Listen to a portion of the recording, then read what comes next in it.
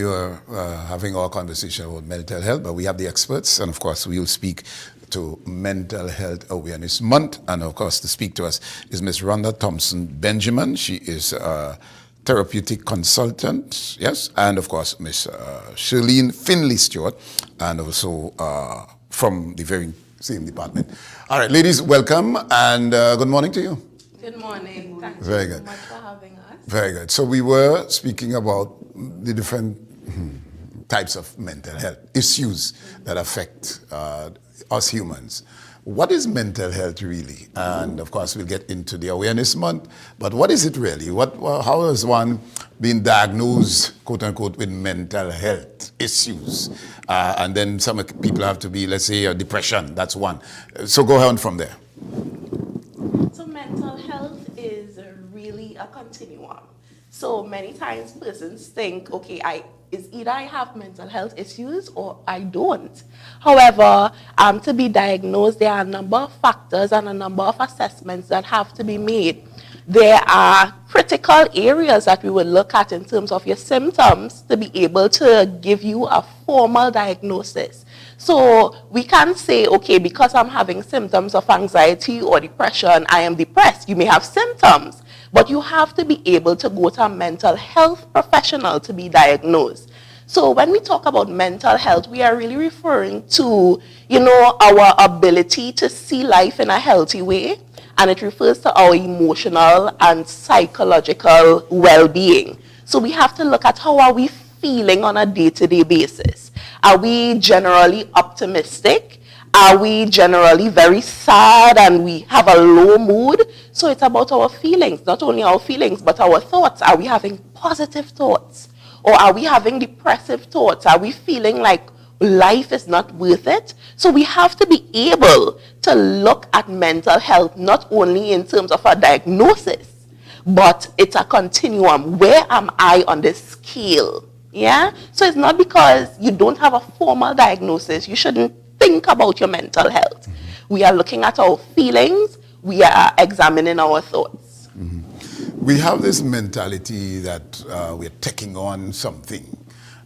In which category will that fall? You're Miss Stewart? Yes, I am. Yes. Okay, so I had a disappointment and I'm taking it on. Sometimes I talk about it, sometimes I don't. What area of mental health does that, is it depression? Is it anxiety? Tell me what area when you're taking on something, as we say in local parlance. Well, what I would like to say in terms of that, persons would have different issues and they may prolong the issues in terms of their thought process. I wouldn't just say to categorize someone based on what it is they're feeling at the moment. I would say if it is that it's prolonging that long, that it should go to someone who's a professional, someone who understands the mental health profession, and someone who can be able to talk to them, come to a conclusion, and be able to analyze the situation to understand what area category they fall into, because both persons might be thinking along the lines and dwelling on something, but it doesn't mean both might be diagnosed the same way. So it would be very presumptuous to put someone into a category just based on what they say offhand. I would take the opportunity to engage that person, to go deeper, to understand them before I make such a pronouncement. Excellent. All right, so we continue to have our conversation with these two ladies. We'll get into the theme for this year. I'm sure there is a theme, and what the focus would be, treating with a mental health month. Just to recap, as we get ready to continue our conversation, she spoke about the varying types of what would contribute to your overall mental health, and of course, taking on anything can affect your mental health, right? So let's get into this month's activities. Is there a theme? Yes, so the theme for this month is community. And actually today begins our Mental Health Awareness Week. And the theme for this week is in every story, there is strength. So this month encourages persons to talk about their mental health challenges. Many times persons shy away from really sharing their stories, but because they believe that persons would judge them, persons may not understand. But when we really reflect, we understand that once stories are shared, persons can relate. At some point, anyone will feel sad. At some point, persons may have depressive symptoms. And when we share that, we could build community. We could use community as a preventative source in terms of, you know, being able to access support before persons are diagnosed. They reach to that stage of anxiety or depression. And even when they are diagnosed, it could be a supportive factor. We need each other. We cannot exist on our own. So for this month, we will really be focusing on these key areas: community, sharing our stories without judgment, and allowing our communities to understand that mental health is something that is crucial. We have to pay particular attention to. So, I want to just go back a little bit to anxiety. And I hear you. I remember going on an excursion or going to Trinidad for the first time. You couldn't sleep the night before. You're what? Anxious. yes. Is there, and I want you to bring clarity to being anxious and anxiety and the difference, if there's any, or is it related? So if I'm over anxious, I can't sleep because I go to Trinidad for the first time. I am anxious. I can't sleep. Is that a good thing or is it a bad thing? And what is anxiety in that scenario? I love that question. So some anxiety is normal, right? The body perceives it as stress. Now, not all stress is bad. You know, we need stress to be motivated. So, for example, that activity that you were looking forward to, because you were excited, because you didn't want to, you know, probably allow your transport to leave you, that kept your body going throughout the night. Of course, we don't want that to happen all the time, but stress shows us the importance of activities in our lives. So sometimes when we're feeling anxious, we think, oh gosh, this is something that is extremely bad. But that is our body's natural response to something that is important or even stressful. So it may not be classed as anxiety because it's not over a prolonged period. It's because of that event, or for somebody else it might be a test. You know, that is not necessarily bad. However, if it affects your day-to-day function over an extended period, then we would look at the diagnosis. For anxiety? Yes. Okay, fine. Yeah. All right, so we're getting, and this is very important. All right, so besides, well, of course, community is your team. What do you mean, what do you do with the team community? Are you going from varying villages throughout the community at your health centers to bring this awareness? Besides being on Channel 5, how you intend to spread the gospel of Awareness Month? One of the areas we're going to look at is in terms of reaching to other clients, persons who have been part of our community in terms of building mental health awareness. And they are the ones who are going to spread the message. They're the ones who are going to reach others and let them know, hey, working on your mental health is not a bad thing. Focusing on your mental health is a good thing, because the way we focus on our physical health is the same way we need to focus on our mental health. Because we can be the ones to speak because we're professional, but sometimes it sounds better when it comes from your peers. The peers. So when we, so these individuals will continue to bring the awareness that mental health is just part of how we exist. Yes. It can affect you positively or negatively, depends on what you allow. Let's bring stress into these stressors. How do you distress? For example, I like to dance. I love to ballroom dance, even though I can't dance too good, right? And I would take the time out to go and dance. Somebody may like to play the steel pan. Somebody may like to swim. Let's speak to when you find how do you find your center in that regard, and how much of it do you allow to bring the stress down? Which one of you should take it? There are many areas you can look at in terms of distressing. Now, if it is you're not in front of a mental health professional and you're listening, you might be thinking, what is it I can do to help distress? Now, for some persons, they like to cook. Cooking might be a distressor for them. It will not be a distressor for me, but it'll be a distressor for someone else. There are other persons who are very avid in terms of physical exercise. Now, taking a daily walk or taking a daily swim, because we have the aqua aerobics club for the more agile senior persons, and even those young persons who might want to join in. Those are the stressors for them. So what you have to do is look at something that gives you passion, something that you may not have been focusing on because you've been so overwhelmed with your stressors. And once you can redirect the activity into something more positive, you realize you find some way to deal with your stressors on a daily basis. Now, if you come to us, we will do the same thing. We will go through it. Might even help you find new activities, sometimes challenge you to go a little beyond something that you may not think you were capable of doing, because sometimes we need to be challenged, go beyond our fears. And sometimes when they do that, they realize, I have a passion that I didn't even know existed. And when they dig deep, they realize they're doing much better than they could have because they found a way to cope with their daily stresses. Fear. She mentioned fear. Yes. If I am afraid of coming outside, what is that? I'm afraid of being in crowds. And there are things that would just trigger me into, or put me in a place where I freeze up, and that sort of thing. Let's speak about fear. What area of mental health is that? And I'm trying to say whether it falls into the category of anxiety, or is it that those trigger that type of, I don't want to call it emotion, but whatever that is, fear. Let's speak to that. When you're fearful of everything, or even, too many people and that sort of thing. Yeah. So it could fall into a number of categories. So it can be a symptom of some type of anxiety or some type of paranoia.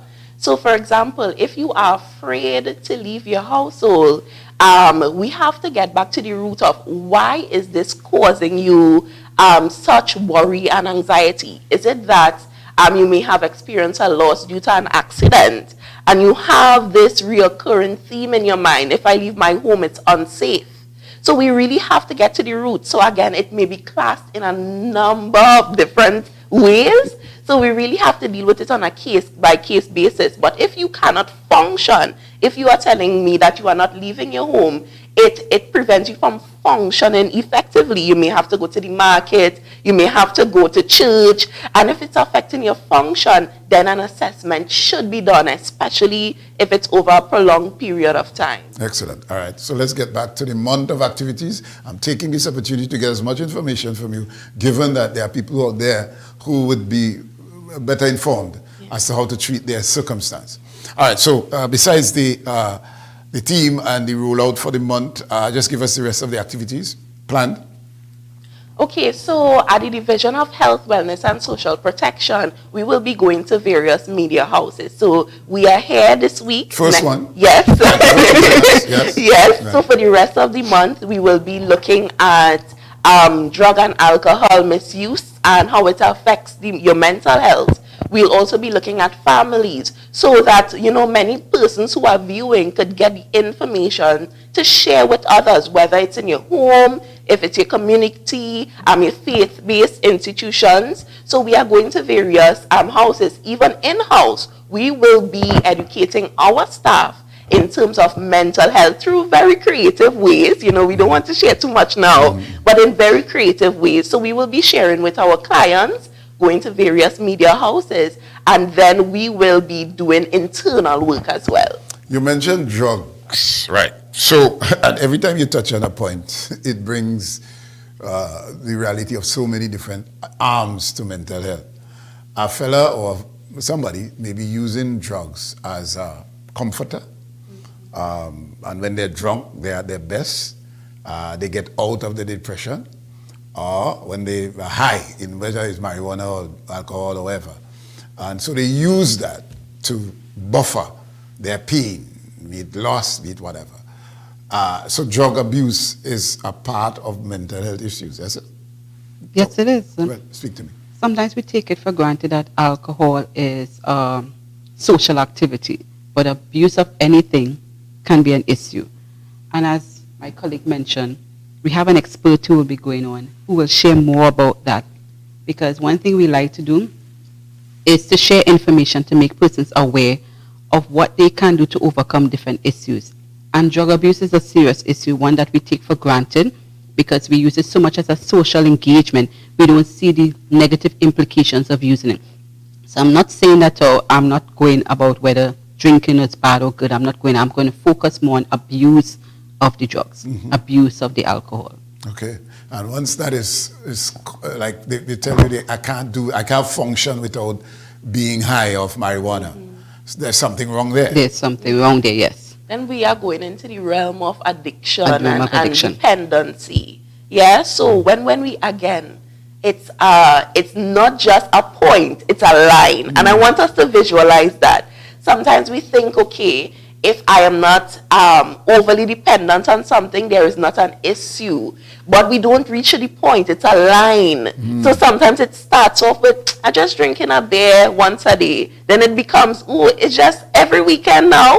And then it builds and it builds and it builds, especially when we think about, you know, dealing, when we start to use it as a form of coping, then we could end up moving through that line and we could end up to a point of addiction and dependency. So we have to pay particular attention. So, so when you're addicted to any substance, be it legal or illegal, be it drug or, I remember there was a guy who had to chew gum before he go on stage. He had to just have a chewing gum. He had to have chewing gum. Sometimes he go on stage when I was outside. They had to remind him, hey, take out that chew. But that kept him calm. And that worked for him. However, he was, well, I don't want to say addicted, but that was part of his coping. Now, so let's just use the gum. And he cannot do without that. What is that? So it's a state of mind, or is it? Tell me what. So some people use alcohol. He used gum, or some use other hard drugs and so on. But he used gum. Is it, even though it is not deemed as dangerous, but there is something going on up here, and he's reliant on this gum to keep him calm? What type of, is that a mental issue? Psychological? Tell me that. Let's focus on the deep-rooted issue. Why is there a need to chew gum before he goes on stage? It means that he may have a fear of public speaking, a fear of performing in front of crowds. So then we need to dig deep to find out what has caused that particular reaction that you're so afraid to go on. And maybe there was a time he chewed gum and he realized it distracted him. So he realized, well, every time I chew this gum, I'm distracted, so I'm able to perform. Now, if you could get to the deep-rooted issue of why this trigger first occurred, maybe he might be so much more comfortable that he doesn't need to chew a gum. Because what happens in a case where he forgets the gum at home? But, you know, in our own, right, you're going out to a party. You notice everybody chewing a gum? I don't know if you ever noticed that. But there is that, I don't know, comfort zone or your confidence that you get. Because that's what I got from him. There was a level of confidence that he exuded when he chewing the gum and so on, and he's chewing and so on. But you go to a party, simple function, you say people, buy some gum for me. And that is to give them a level of confidence. Some people smoke a cigarette, to even though they don't smoke, they smoke in the party. And so sometimes the environment, and I'm asking though, does the environment require that level of a mechanism to bring that confidence? Because it's a matter of confidence that based on what I saw with him, and he had to chew this gum, and they had to remind him, take out the gum before you go out and so on. Is that a matter of bringing the mind to a confident level where you can cope with the pressures of the audience? I don't know. What part of the mental health is that, basically? Is it falling in the same category as alcohol and drugs? Well, the thing is, we do a number of things to de-stress. And we have to consider whether it's healthy or unhealthy. I think that should be the main focus. So, for example, chewing a gum every time you are coming on TV may not be as dangerous as drugs and alcohol. Well, clearly. Yeah? Yes. So we want to look at it in terms of whether this is a healthy coping mechanism or unhealthy coping mechanisms. So for many persons, they may shake their legs, and that may help them to de-stress. If that may not be considered unhealthy, and there is this mind-to-body connection. So sometimes chewing the gum helps persons to relax. As you said, they may feel a little more confident. Yes. Why? Because we are engaging the body. It could be a form of distraction to help us to be calm. So it's about whether this is healthy or unhealthy. All right. Yeah. So and I'm staying with my training and so on. Low self-esteem is a serious issue as well. And I want to find where it connects with anxiety. There are some people who are nervous all the time, in some cases shaky and so on. And in some cases they have low. What is low self-esteem, basically? That is the question. Low self-esteem is a situation where a person doesn't feel value in themselves. It may be a number of reasons.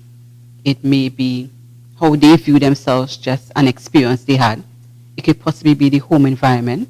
It could be the school. It could be the workplace. It could be any environment they have interacted, because we are not isolated from social environment. And sometimes the experiences we have with different individuals may affect the way we view ourselves, because we value other person's opinions. And it's important for us in order to socialize.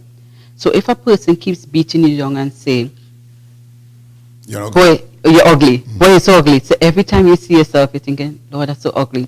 So then someone comes and says, I need you to do so and so. I can't go in front of them. I'm ugly. But it doesn't mean that you are ugly. But because you've heard it so often, you start to believe it. All right. So, so I'm linking confidence and self-esteem, right? Right. So if you have low self-esteem, you don't really believe in yourself, your confidence level is also low. How do you treat that, basically? So as to get the confidence. I'm not saying to go and chew gum. But if your self-esteem is low, obviously you cannot carry out your functions and your duties as you should, because you don't feel, I don't want to say strong, but you don't feel empowered. Let me use that word. Bring that into perspective, and what part of mental health does that affect? Yeah.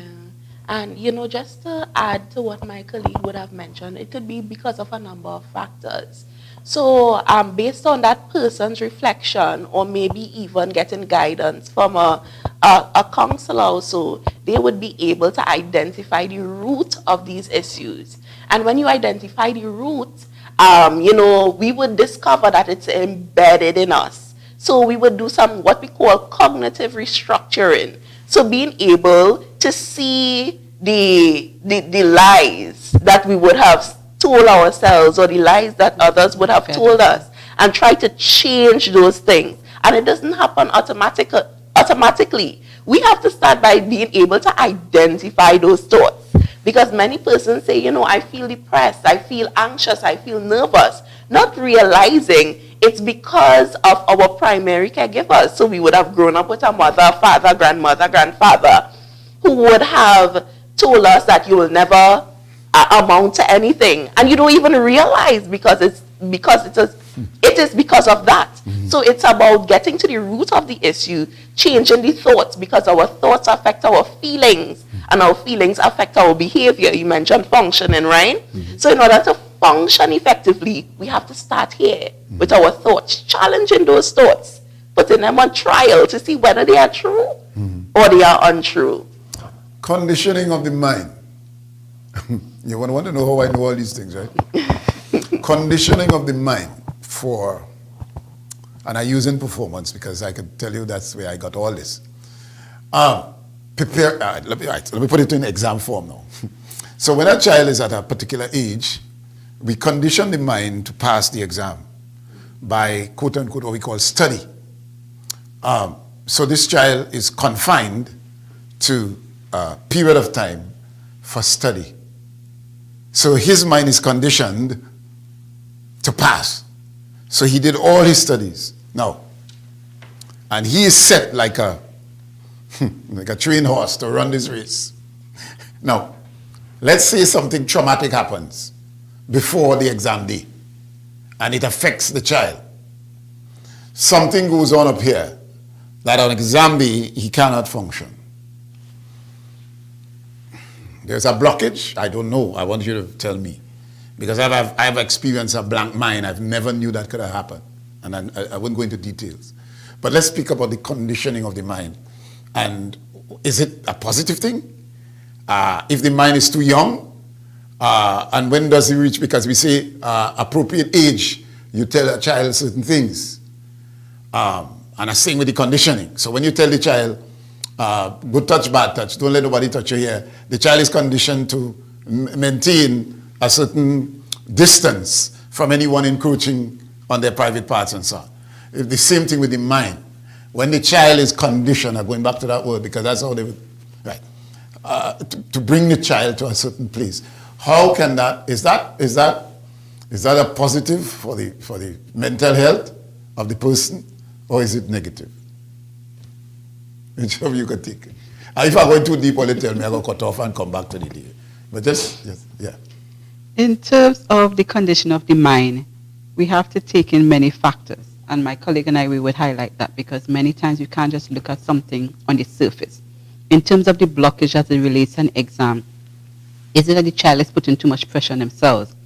Is it that the parent, too much pressure is put on the child? And too much pressure is put on the child. And then it might be a case of, if you don't pass this, what negative might happen. So now the child is under pressure, thinking if all they're studying is the negative results of what will happen if they fail, rather than the positive, what can happen if I pass. So many times we put too much pressure on ourselves, many times we put too much pressure on children, on each other, that it affects your thinking process, that you're only seeing the negative aspects of a situation. And this is where we have to recondition the mind to see that they're positive. And even if something bad happens, failure isn't always a bad thing. Failure can be a process for good. Sometimes you learn, you grow. Think about failing a driver's license. You fail it the first time, it doesn't mean you're a total failure. Most people try again. Why not with an exam? Yeah. Balance. I'm asking you, Ms. Benjamin, how do you strike the balance so that the mental issue of, or what will affect the child if there is no balance, for example, play and your study, so that the child isn't just conditioned but is allowed to have other activities to bring the balance so that the child will be able to execute on the day of exam regardless of what happens. Yeah. Speak to that. Yeah. I think, children, they are very egocentric, meaning they blame themselves for everything. For example, if parents separate, it's because of me. What did I do wrong? So this is where parents come in to be able to explain to a child that there are situations that are outside of your control. They put those situations in perspective for a child. So as a child is growing, as a child is learning, parents have to ensure that all the dimensions of their lives are fulfilled. So not just the physical, food, clothes, and shelter, but there is that need for belonging, that need for care. Of course, in terms of academics, you want to ensure that they achieve their truest potential. And parents sometimes get rid of, they eradicate all play, all things that are enjoyable. But we have to understand that if all dimensions of a person's are not fulfilled, it's impossible to reach your truest potential in whatever area of study you want your child to commit to. So we have to be able to strike that balance. Positive affirmations. You are good regardless of this result. What I admire is your effort. You didn't get the A this time, but you did your best. So we have to consider all dimensions of a person. Lack. How dangerous is lack? You mentioned, you outlined a number of things there. Now, you all didn't have a clue I was going to go all down this road. But it goes back to something that trust me, that made me different. How important or how negative is lack? You just outlined some things there about the play, the study, and so on. When a child is neglected in some cases, and I'm going because the child mind is from there, whether it's damaged or is maintained for future and so on. Lack. The child is deliberately removed from, let's say the child was great in tennis, and that child was doing well before common entrance or SEA. And there's no longer that because you have to pass. And that lack of recreation, let me put it there, and I'm not just zeroing. When that is removed, how does that affect the child's mind, mental state? Many times. And how dangerous is it? Yes. It can be dangerous. Many times we neglect the importance of these activities that, as my colleague mentioned, there needs to be a balance in their life. We focus only on their academics. We want them to pass. But then we're affecting their social skills and their ability to function in crowds, ability to function with other people, ability to think creatively because all they're thinking about is academic. So we need to have a balance. I know sometimes the fear of failure affects parents a lot more than the children because maybe from past experiences. So they figure if I have them focus on academics only, they're going to be successful. But what happens after that? Because you see individuals who are academically inclined but are unable to function in the work environment because they lack social skills. They're not able to be a team player, to work together. So there are some correlations between that. I always suggest that you have a routine. You create a daily schedule, a weekly schedule. So when the children come home, well, when they wake up, they have a routine. So they understand what routines and balance. They come home from school, allow them to de-stress. Not with the devices, but with activities that allow them to function, use their mind to function. Have a time for study, ensure that that takes place, and have a time to go to bed so that they're well rested. And when you really take time to push those and balance it, you realize your children work out well, they function much better, and they're able to do well in exams because there's a balance. They're not overwhelmed. They're more relaxed. They know mommy and daddy loves me, grandma loves me, grandpa loves me, auntie, uncle loves me, because there's a balance in their lives. Great. Ladies, I could go on and on and on. But anyway, all right. I'm really appreciating how equipped you are with the necessary information and so on. All right. So, Mental Health Awareness Month is on this month, starting today, you said? And you outlined the activities. How can people get in touch with the Division of Health and Mental?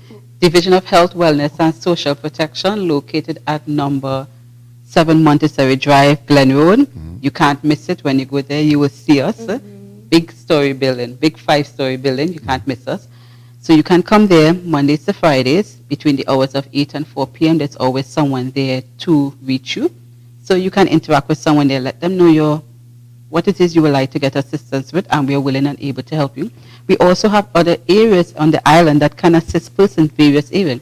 We have the Scarborough Mental Health Clinic. So you can go to the Scarborough Hospital, the mental health clinic. You can visit there as well. They are able and willing and equipped to assist you as well. We also have the Child and Adolescent Center, which is located at Fort King George in Scarborough. It's in where the old hospital was. So you can visit there as well between the hours of 8 and 4 as well, Mondays to Friday. They would help you do assessments and whatever is necessary for your children.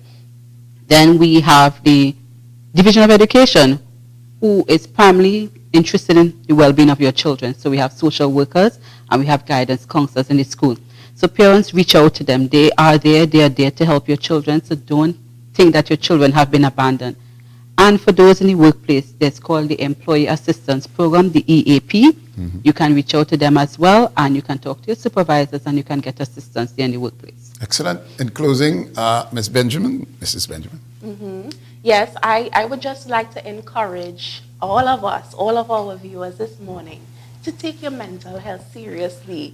I know sometimes we are busy, sometimes we have so many things to do, but if you are unable to care for your mental health, you can't care for those that you love. So focus on your mental health this month. Decide what you are going to do intentionally to care for you and for others around you. Community is important. Community, that's the theme for Mental Health Month.